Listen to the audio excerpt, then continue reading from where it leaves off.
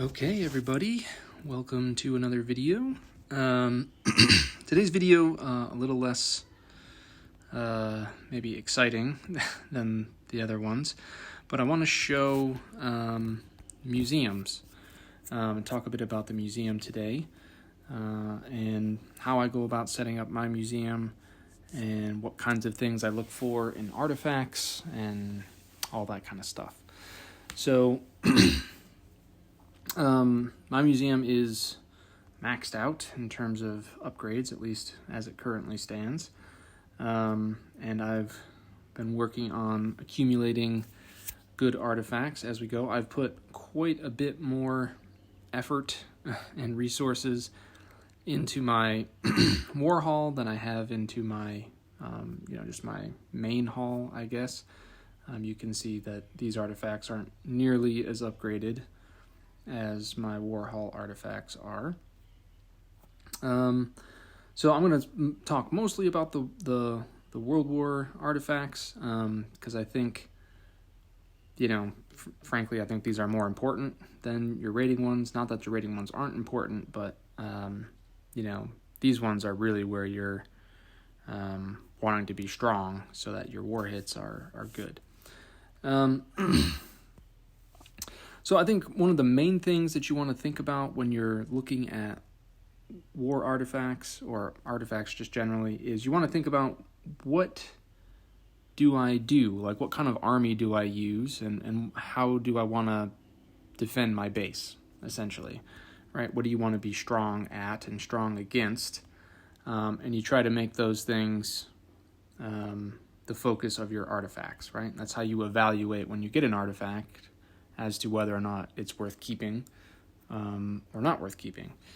So if we look at my just active benefits, I guess, some of the things that I've prioritized are bazooka troops, heavy tanks, aircraft hit points on the offensive end, and then on the defensive end, I've prioritized tower hit points and anti-aircraft damage.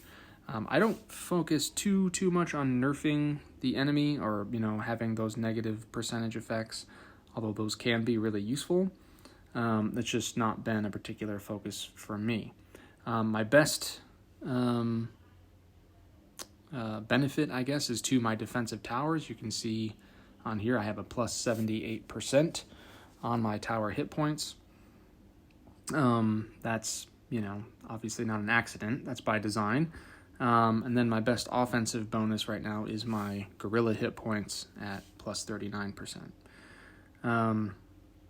From there, the best nerf I have is a minus 27 to invading fighters, as I think, that's a pretty good thing to nerf down.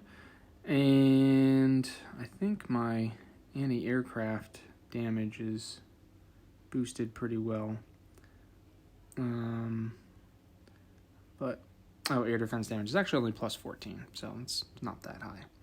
Anyways, so how do you get percentages that are this high? Well, there's a couple of ways to do that. One, you want to pick artifacts where you get multiple benefits for the same thing, right? So like APC hit points here are benefited both. Guerrilla hit points, there's two benefits on here to that, right? Same with my tower defense, or my tower hit points, I should say. Here's a nice tower hit point bonus. Here's another tower hit point bonus. Here's another tower hit point bonus. And here's another tower hit point bonus. This actually has two on it, right? So you want to layer those bonuses on top of each other, right? You want to think about, well, what is it that I want to be good at? Do I want to have really great heavy tanks? Do I want to have really great attack helicopters? Do I want to have really great sniper towers, or whatever the thing is? And then you want to look for artifacts that give you significant benefit to those things, right? And there's maybe not a rocket science point that I'm making here, but that's generally speaking how you get these big bonuses. And then you want to just invest in those things, prioritize those things that you want to be really good at as you're upgrading your stuff, right? So, I don't really care how many hit points my enemy's missile silos have, but I really do care about how many hit points my towers have, and my defender damage, and so on and so forth, right? So I've invested in those components. So that's what you're looking for with your generally speaking with your artifacts. You want to acquire artifacts that are going to layer bonuses, and you want to then invest in those bonuses that are layered, so that way you can get some of these higher percentages, right? In World Wars, when I combine my museum with, say, the Egyptian coalition, I'm getting a massive benefit, right? This is plus 60% on building health, 69% on building health, plus another 78% from my museum, right? It's going to take enemies, twice as much damage to take that tower out as it would normally, right? Part of the reason why I like that is because it takes them longer, right? And I'm always conscious of the fact that there's a clock that the opponent is sort of playing against when they're hitting a base. And the longer it takes them to do something, the more of that clock is running out, right? And that gives my troops an extra beat to spawn. It gives my towers an extra beat to fire off another shot, and it just slows down their progress through my base, right? So ultimately, you want to really, be thinking about that as a way of improving your, in this case, defense, right? Another thing to think about is, I think benefiting some things like bomber damage is really kind of silly, unless you just have really weak bombers, in which case, why not just upgrade them? There's not really a benefit to having bombers do a lot more damage. Bombers do a lot of damage as it is, and they only drop so many bombs in a run. So if the damage you're doing exceeds the number of hit points that it's attacking, that's just wasted damage, essentially, right? I mean, if I'm dropping a bomb on a wonder, let's say, and that wonder has 1,000 hit points, I'm just making this up, and my bomb does 10,000 hit points, well, 9,000 of that hit point damage is just being wasted, right? I mean, the wonder that I'm attacking only has 1,000 hit points, so that extra 9,000 hit points that I'm putting out there isn't doing any benefit to me, right? So for certain things, I don't think it really makes a lot of sense to invest in it, right? If my bomber's gonna take out that wonder anyways, then there's no benefit to making it, take out that wonder even more so, like that. It just doesn't add up. There's not a ton of things that sort of have that issue in my opinion, but there are definitely some things like the bombers, for example, where there's really no benefit to it. I think guerrilla damage, your guerrilla troop damage is another one where, most of the time the targets your guerrilla troops are hitting, or your commandos are hitting, they do more than enough damage to take it out in one hit. There's only a few things where they won't. A silo, a fort, bastions. That might be it, right? And so if you have a 30% bonus on their damage, 90% of the time, that's not doing anything for them, right? It's not helping you in any way. That percentage increase that you're providing is somewhat lost.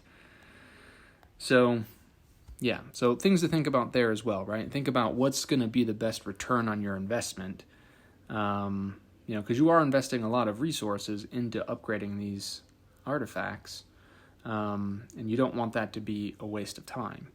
So, yeah, think about what's going to be your best investment there. Things like commandos and bombers, if they're max level for your age, you should be wiping things out pretty easily, even one age ahead of you. So that's the thing to think about there. All right, with your main haul, I think there are different things that you want to prioritize. Primarily, the purpose of your main haul, in my opinion, is to help you get resources. And you can see that in my main haul's setup. I have a plus 68% to all resources looted, and I'm far from, maxing that out. Like I said, I haven't invested a ton in my main haul. And making your base tougher is a good thing. Like I have a lot of stuff that ups my missile silo hit points, and that's a plus 42 right now, and that's far from maxed out. I have a nice oil bonus, but for me, it's all about the resources. I want to see my work on a raid pay me back. So when I go raiding, I get 108% of all the oil, right? So I basically double my oil that I get anytime I raid. I have a better chance at getting national trade goods, which is, I think, a big deal if you're going to run a lot of coalitions, which I try to. And the rest of this is just kind of, stuff that I've happened to do here and there, but haven't really focused in on and invested in heavily at this point. So, and some of these artifacts I will likely change out when I get to a point where I really want to focus on things. Like this artifact here, I know it's got a lot of really great, invading heavy cavalry hit points get reduced in this one. That's nice, but for the most part, it's not really that helpful, right? Invading heavy cavalry hit points again. But, at this age, when I first started doing museum stuff, like that was important because, people would hit you with a lot of, tanks from their barracks. But now everybody, at this age, there's heavy tanks or no tanks, so that's not really a useful artifact. And so I don't really, I won't be keeping that once I finalize my museum, I guess is what I'm saying. So anyways, some general thoughts about the museum. I encourage you, if you have empty slots in your museum where you just don't have an artifact in there, like that's doing you absolutely no good. At least put something in there.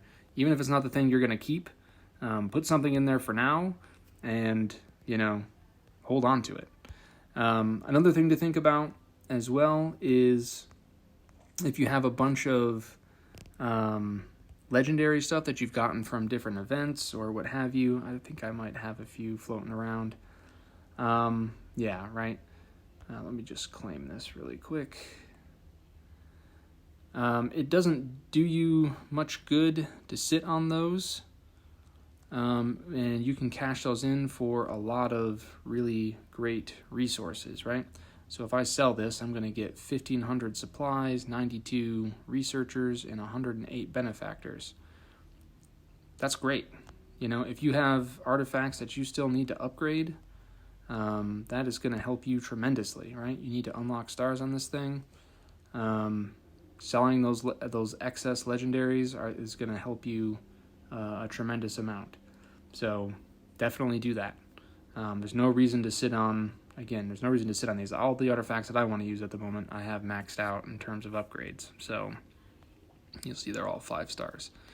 So there's really no benefit to me cashing in my legendary wonders. I'm just kind of letting them hang. But if you've got legendary wonders that you're not using, there's no reason to just sit on them. Cash them in, upgrade your other stuff. Again, it's not doing you any good if it's not accessible. So make it accessible. Okay, so hopefully that's helpful. Like I said, you want to think about what kind of army do I want, and what kind of army do I want to use, and what do I want my army and my defenses to be good at, and then try to emphasize those things as you're getting your artifacts and upgrade them accordingly. Don't let spots sit empty. That's not doing you any good. Don't, try to unlock all 5 stars of your artifacts as soon as you can, because otherwise, again, they're not giving you their full potential. And then think about, are those percentage points that you're increasing really going to give you payback, right? So like with the bomber, if you're doing more damage than a target can sustain, that's wasted damage, essentially. That's wasted resources and potential. Don't do that. I think generally my personal belief is hit points are always more valuable than damage bonuses. But that's just how I play. You want to think about too, like, a 5% bonus to a heavy tank hit points is going to give you a lot more payback than a 5% bonus to, say, a heavy machine gunner's hit points, right? Because the number of hit points that your percentage increasing is vastly different, right? 59,000 versus 3,000, right? So you can think about the payoffs there as well. Okay, I'm going to cut this video here. As always, if you have questions or whatever, let me know. And we'll